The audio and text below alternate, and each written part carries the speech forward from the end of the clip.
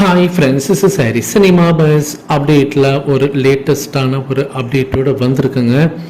அதாவது 2 நாளைக்கு முன்னாடி ரஜினி சார் சென்னை ஏர்போர்ட்டில் வந்து ஒரு பேட்டி கொடுத்துருப்பாரு. துரைமுருகன் சம்மந்தமாக அவர் வந்து பேசியிருப்பாரு. அதை நோட்டா அங்கேருந்து ஒரு கிளம்பி போயிருப்பாரு. அந்த இடத்துல விஜய் சாரை பற்றி வந்து ஒரு கேள்வி எழுப்பியிருந்தாங்க. விஜய் சார் சமீபத்தில் பார்த்தீங்கன்னா கட்சி கொடியை வந்து அறிமுகப்படுத்தியிருக்காரு. அது சம்மந்தமாக நீங்கள் என்ன சொல்ல விரும்புறீங்க, உங்கள் கருத்து என்ன அப்படின்னு சொல்லிட்டு ரஜினி சார் கிட்ட கேட்டிருப்பாங்க.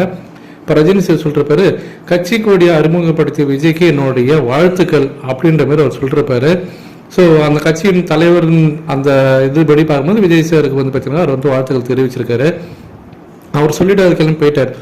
அதுக்கப்புறமேட்டா நேற்றைய தினம் பார்த்தீங்கன்னா ரஜினி சார் ஷூட்டிங்கில் இருக்கும்போது ரஜினி சாருடைய பிஆர்ஓ, ஸோ நம்ம எல்லாருமே தெரியும், ரியாஸ் அகமது. ஸோ அவர் மூலியமாக விஜய் சார் பார்த்தீங்கன்னாக்கா ஃபோன் கால் மூலமாக அவருக்கு வந்து பார்த்தீங்கன்னா அவரோட வாயிலாக ரஜினி சாருக்கு வந்து நன்றி தெரிவித்து வச்சதாக ஒரு தகவல் வந்துருக்குங்க. ஸோ ரஜினி சார் பார்த்தீங்கன்னாக்கா விஜய் சாருக்கு வந்து வாழ்த்துக்கள் தெரிவிச்சது. விஜய் சாருக்கு அவர் காதுபட அந்த விஷயம் போக உடனே நேற்று வந்து அவர் வந்து பார்த்தீங்கன்னாக்கா ரியாஸ் அகமது 2 பேருக்குமே ஒரே பிஆர்ஓ தான் நமக்கு தெரியும். ஸோ அதனால் அவர் மூலியமாக வந்து ரஜினி சாருக்கு நன்றிகள் தெரிவிச்சதாக சொல்லியிருக்காங்க. ஸோ விஜய் சார் இன்னும் அரசியல் கட்சி பார்த்தீங்கன்னாக்கா அவருடைய மாநாடு இன்னும் நடத்தலை. ஸோ இன்னும் பார்த்தீங்கன்னாக்கா அவருடைய கொள்கைகள் என்னன்றது சொல்லலை. இப்போதைக்கு அரசியல் கட்சி பேர் சொல்லியிருக்காரு. அஃபிஷியலாக பார்த்தீங்கன்னா கட்சியோடைய அந்த கொடியை வந்து இப்போ வந்து அறிமுகப்படுத்திருக்காரு. அதில் 1008 சர்ச்சைகள் ஒரு பக்கம் இருந்தாலுமே கூட ரஜினி சார் வந்து ஒரு வாழ்த்துக்கள் சொல்லியிருக்கிறது பார்த்தீங்கன்னாக்கா அரசியல் வட்டாரத்தில் ஒரு பெரும் பரபரப்பான ஒரு விஷயமா தான் மாறி இருக்குன்னு நான் சொல்லுவேன். சரி, பார்ப்போம் என்ன நடக்க போகுதுன்னு சொல்லிட்டு. அடுத்தது இன்னைக்கு ஈவினிங்லேருந்து நமக்கு கூலி படத்தோடைய அப்டேட் இருக்குங்க. ஒரு வாரத்துக்கு தொடர்ச்சியாக பார்த்தீங்கன்னாக்கா படத்தோடைய கேஸ்ட்டை பற்றி அந்த அப்டேட் தரப்போகிறாங்க. அஃபிஷியலாக நேற்றுக்கு வந்து அனௌன்ஸ்மெண்ட் பண்ணியிருந்தாங்க. ஸோ கேரக்டர் அனௌன்ஸ்மெண்ட்ஸும் இன்னையிலேருந்து இருக்குது. அநேகமாக இன்னைக்கு பார்த்தீங்கன்னாக்கா நாகார்ஜுனாவுடைய பிறந்தநாள். ஸோ அதனால் அவருடைய கேரக்டர்லேருந்து ஆரம்பிக்கிறதுக்கு நிறைய வாய்ப்புகள் இருக்குது.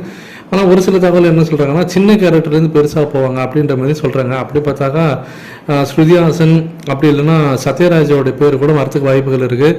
ஆனால் நான் என்னுடைய பர்சனல் ஒப்பீனியன் என்ன சொல்கிறேன்னா, ஒருவேளை சத்யராஜ் அவர்களுடைய அனௌன்ஸ்மெண்ட்லாம் வந்தாக்கா தயவு செஞ்சு நெகட்டிவிட்டி ஸ்ப்ரெட் பண்ணாதீங்க.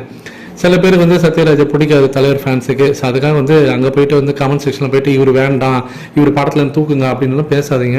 இது வந்து ரஜினி சாரோட டிசிஷன் இல்லாமல் அவர் வந்து உள்ளே வரதுக்கு வாய்ப்புகளே இல்லை. ஸோ அப்போ தலைவரின் ஒப்புதலின் பேரில் தான் அவர் உள்ளே வந்திருப்பார். ஸோ அவர் வந்து ஓகே சொன்னனால தான் உள்ளே அந்த கேஸ்டில் போட்டிருப்பார் லோகேஷ். ஸோ அதனால் யார் வந்தாலும் அவங்கள வந்து முழு மனதுடன் வரவேற்று அவங்க பார்த்தீங்கன்னாக்கா நம்ம வந்து ஆதரவு தரணும். ஏன்னா இந்த எண்ட் ஆஃப் த டே பார்த்தீங்கன்னா இது வந்து தலைவரோட படம், அதை மறந்துடாதீங்க ஃப்ரெண்ட்ஸ்.